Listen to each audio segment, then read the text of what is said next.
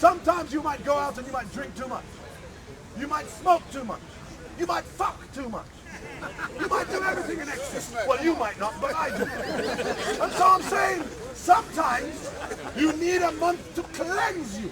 Now, when I participated in Ramadan this month, I'm not a Muslim, but I thought I would do it in solidarity, and it meant that I had to discipline myself. It meant, hold on sir, it was just an excuse I could use to discipline myself. It meant I didn't smoke for 2 weeks. I didn't use profanities for 2 weeks. I could correct myself and hold myself. And I must say, during that 2 weeks, to hold myself together for Ramadan, it was very hard. To go without fluids, it's not just eat food. To go without fluids, it was a really hard thing to do. And it brought me closer to Muslims, and it brought me closer to myself. So that is just a period of acknowledgement. It could have happened on the Christians' fast, if the Christians do it. But the point I'm making is, Muslims do this every year to correct themselves. And so therefore, when you Christians and others in the society say Islam and Muslims, they're about violence, they're about aggression, I think you do not understand the religion of Islam. And I'm saying to you, there is a lot of propaganda out there now about the religion of Islam, solely because Western governments are fighting a war in Afghanistan, in Iraq, and to fight that war, they demonize all Muslims. You work in Algeria.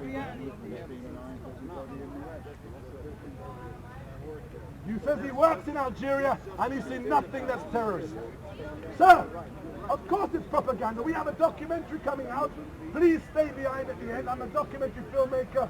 We have a documentary coming out called The Age of Extremes. We make documentaries. For those of you who know the documentary who may know the film Blood Diamonds, I made the original documentary Blood Diamonds. I was the first person to come with the rebels, the RUF, in Connaught. Excuse me, when he was in Algeria, maybe he was drunk all the time. Maybe he was drunk all the time in Algeria. Yeah. My friend! Sir! They'll chop his head off in Algeria. Hold on. Many people say, hold on, let's be honest. Let's be honest amongst ourselves, because we're only here for debate. Hands up those of you who believe that Islam is oppressive towards women. Be honest. Yeah, I do. You do? Why do you believe that, sir? Because, okay, just a short response. You know where they not the Gettysburg speech. Okay, some women want to when they wear the veil. Some women want to wear it, that's all right. When they stone them in Iran. Hold on, one at a time. Some where I come from in the big roots. This is their law. So he says Islam is oppressive because of the veil. Excuse me, sir, you said because they stoned women in Iran. You, sir, you say Islam is oppressive. Why? Okay, hands up, sir, hold on. Sir, this man says Islam is oppressive because they wear the veil, and this man says it is oppressive. It is oppressive because they stone women in Iran. And they gas people in America. Hold on. Now think about the pause. Think about the points he makes. He says Islam is oppressive because they stone women to death in Iran. So would we then say that Christianity is oppressive because in America they gas people? In America they put you in the electric chair. In the electric... They both barbaric. Hold on, sir. Of course. That's why I'm trying to say that sir, hold on. The connection that he makes about Islam, we look at the culture. So you think too?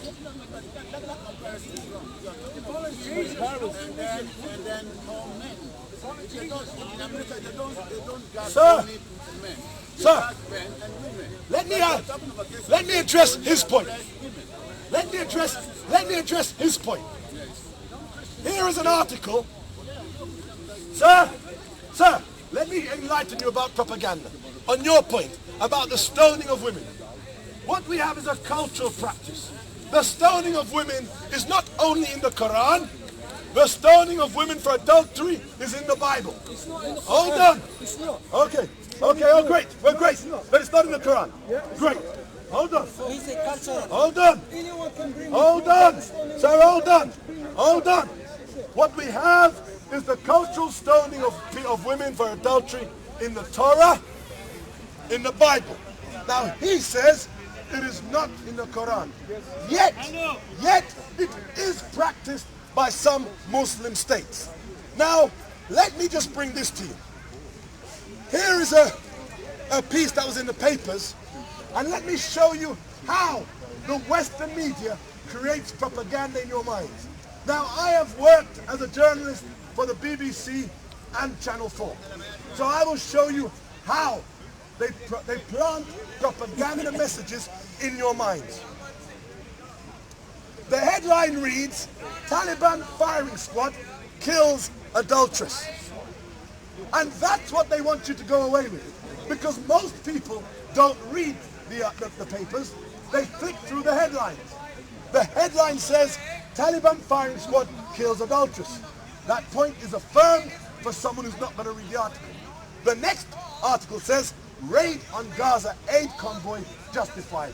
That is in reference to when Israel attacked the aid flotilla and killed 9 Turkish people on board. Now, when you read the article says, Taliban insurgents publicly flogged and executed a 48-year-old widow for alleged adultery. The article goes on further, and it says the Taliban were quick to deny responsibility. This is a bad work, and we reject it, said Qawri Mohammed Yusuf. Whoever has done this is not a member of the Taliban and is trying to defame us. Now, the headline says Taliban did this, but in the article, the Taliban said, we didn't do it. So they planted in your mind the headline, not the rebuttal from the Taliban. Hold on, sir. The next headline reads, raid on Gaza convoy justified. So the newspaper wants you to go away in your mind thinking that the raid on the convoy was justified, so that's what the article says. But when you read the article, it says, the deadly commando raid on the 8th flotilla heading for Gaza was justified under international law, says Israeli Prime Minister Benjamin Netanyahu. Can you see that? They're quoting the Prime Minister of Israel, using it as a headline because you only read the headlines. The majority of people in this country, they read the Sun newspaper. It is the most popular newspaper in Britain. Then in that newspaper, they're not concerned about international news. There are 2 things people read that paper for. They read it for page 3, so they can see breastless women with their tits out on page 3, and they read the sports at the back of the newspaper. Because So the they've majority only of got people- 2 brain cells. So the majority of people only capture the headlines when they're flicking through the papers. That is the propaganda of your point. Now this man says in Islam, Muslim women wear the veil, and they have to wear the veil and the hijab. Sir, Do it freely. sir, That's okay. let's ask ourselves the question, why? Sir? Not in all Muslim countries. Sorry? Not in all Muslim countries, but that's the point that he raised.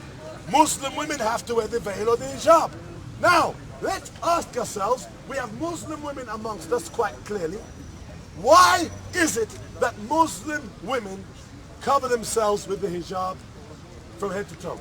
They do that because of religious piety and because it is said that they should not tempt men.